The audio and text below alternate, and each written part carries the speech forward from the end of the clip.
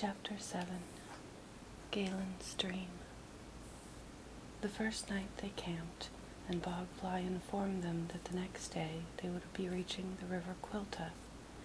There was a bridge that they had the option to use, but it was some distance upstream, and Bogfly preferred taking the ferry that lay directly to the west, where they were already headed. Both Galen and Ruella concurred, and they made camp in a small clearing near the banks. The sound of the water was calming, and they all gathered around the fire, even Rutherford, who caught up with them shortly after they had stopped for the day.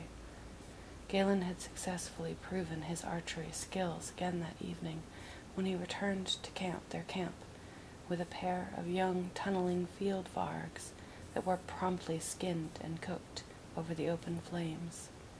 He made sure that even Rutherford got a portion of the meat, though there was little enough to go around.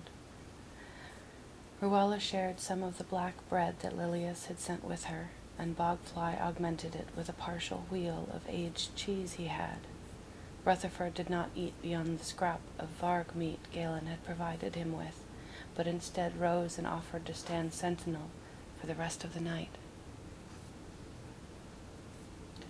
"I do not sleep well these days anyway," he claimed, and left the small cone of firelight that illuminated the remaining trio. Bogfly eventually retired after finishing a wine bottle to its dregs. Galen offered Ruella a swallow of one of the bottles he had procured before the trek.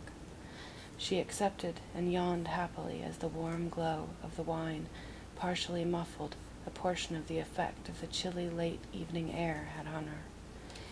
She readjusted herself and scooted a bit closer to Galen, who noticed but said nothing. Presently he remarked, "I am glad that you decided to come with me.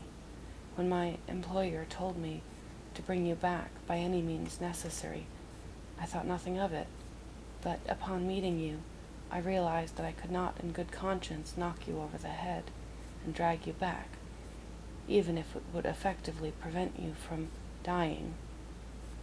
That fellow who accosted you made me see what exactly would require of my character. What I mean by that is, though I would never force myself upon you physically, Mr. White potentially expected me to take you as an unwilling hostage. I do not think I am capable of such an act, and I think that you would be a great deal of trouble to have as a prisoner." Ruella laughed and nodded. Galen observed, "I did notice that you kept your hand clutched onto an object, even after I had secured your safety. May I inquire as to its nature?" Ruella reached into her pocket and pulled the stiletto she still carried with her for safety. It also served as a backup to the blade that Lilias had given her.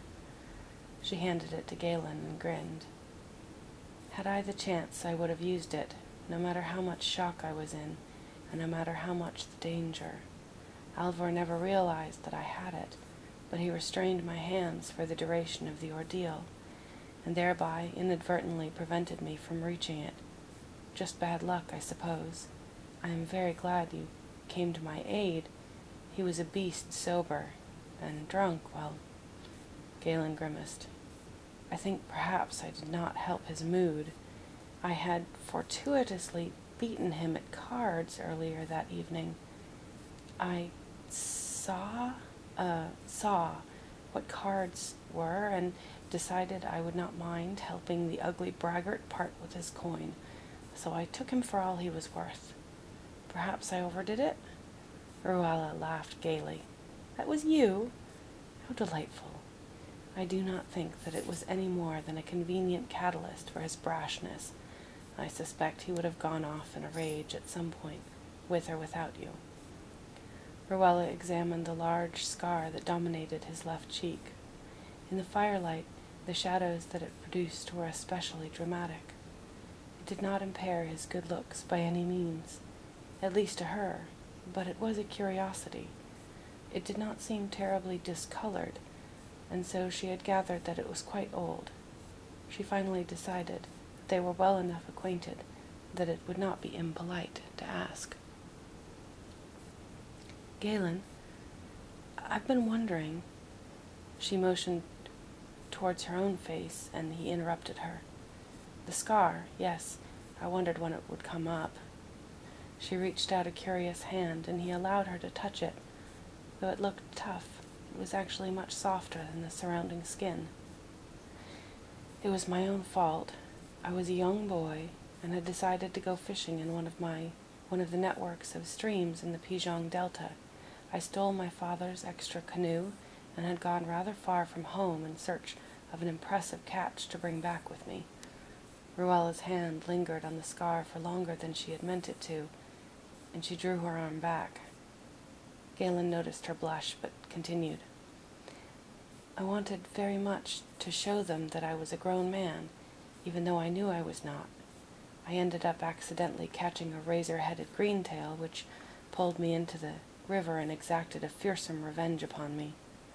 I was fortunate to return home alive, though my parents were not happy with me. I also have a lovely scar on my back, which perhaps you will see at some point. Galen pulled his pack closer to him and lay back on it, and using its contents as a neck pillow, he crossed his arms behind his head and lowered his eyelids. I believe I shall sleep now. If you would like the privacy of the back of the wagon, you are welcome to it. I imagine it's more comfortable than the dirt. Ruella lay on the ground next to him, and turned her head so that his handsome profile lay in the line of her vision. Wood planks or soil? Oh, the choice torments me so. Ha! I think I shall rest here. Galen sighed happily and reached his hand out from under his neck and onto her palm, which lay on the ground.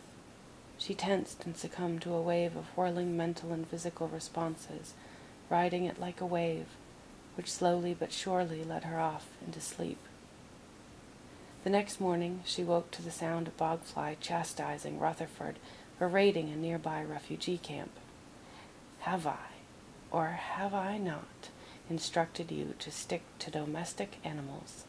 There are sheep and cattle, and even pigs nearby. Why did you not just eat one of our horses and pull the wagon yourself? Now you know they will be after us with pitchforks and fire, and for the love of mercy, Rutherford, have we not been through this 100 times? He stomped his tiny feet ineffectually and whipped Rutherford's calf with a switch. Rutherford looked at the ground pathetically and hung his head. I am so sorry, Bogfly. I was caught up in the grip of a great hunger, and the smell of man-blood is so thick here that it stuck in my nostrils, which are the conduit to my stomach. I let it go, he pleaded. I did not even take a bite. I released it, and no harm came to the delicious child.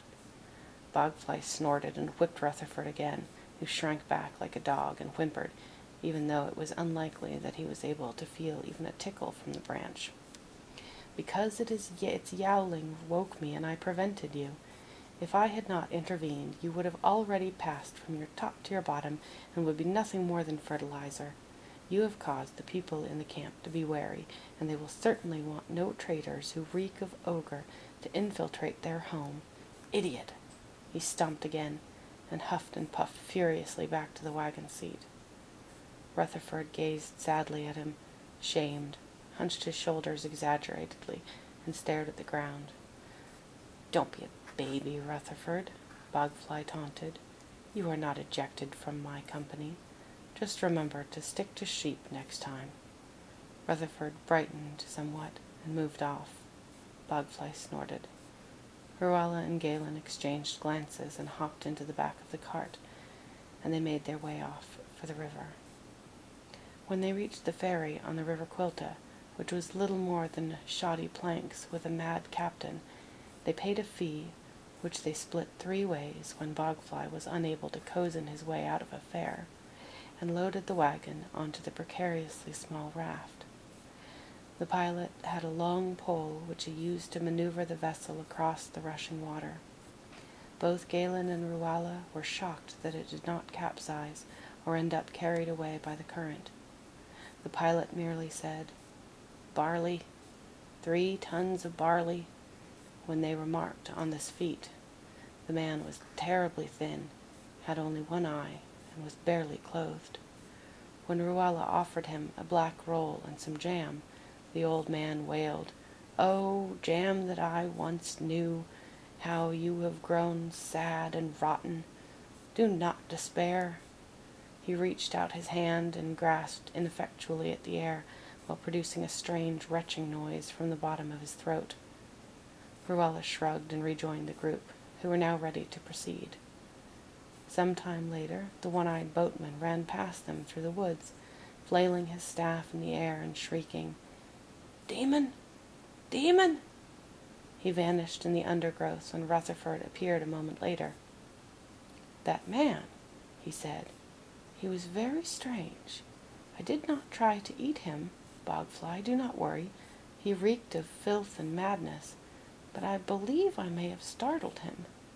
Galen was laughing and looked over at Ruella, who was not. Instead, she found herself stricken with shock. She gazed over at Galen and tried to speak, without much success. He became serious. "What is it? What's the matter?" Ruella croaked. "He was there, but it was different. Do you remember?" The memory dawned on Galen, and he sucked in air through his teeth. The likeness of just such an occasion had appeared in her vision, the image of a man with one eye screaming "demon" while waving his arms. "Oh dear, yes, I remember. Only it was a torch that he carried, was it not? And I believe he was disrespecting a dead maiden? Nevertheless, the resemblance between the two situations is more than a passing similarity. I am sure of it. Many of the elements from my visions, the big ones anyway, are not literal, but rather allegory. This seems to be the case with you as well. Perhaps I should have warned you, but I did not know that if it was universal." Ruella looked askance at Galen. "But during this training, whatever you did to keep your powers from killing you, did you not meet others with your abilities? Are we so rare?" "I am afraid it would appear so. That is why your existence is so crucial. As far as I know, we are the only two currently living members of our kind." "Living?" Galen's jaw tightened. "I met one other, like you. His powers were strong, but he became ill. He did not survive." Ruella was ready to ask 1,000 more questions, but at that moment Galen sat up broad straight, and his eyes became a milky white. He whispered something unintelligible, then sagged back. She caught him as his head was sailing towards the trailer floor. She lowered him gently and crouched over his oddly stiffened form, not sure what to do next. At last his eyes fluttered and he moved his hands.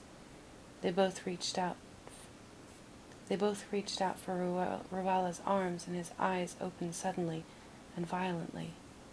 He gasped as though he had been stuck under water, but after a moment closed his eyes peacefully.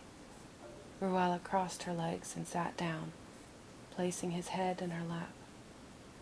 She reached up to a nearby crate and grabbed a round, red mince fruit, and held it for several moments before offering it to him, allowing him time to absorb what it was he had experienced, and partially because it was pleasant having him there, with his head upon her legs.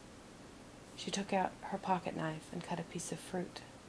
"Galen, eat," she instructed, and handed it to him. He moaned and sat up. "Thank you." He ate greedily, and when he was done with the fruit, he reached for a package of dried meat they had with them in the back of the wagon, but remained splayed out like a cat on the floor of the trailer, conscientiously allowing his head to remain resting on her.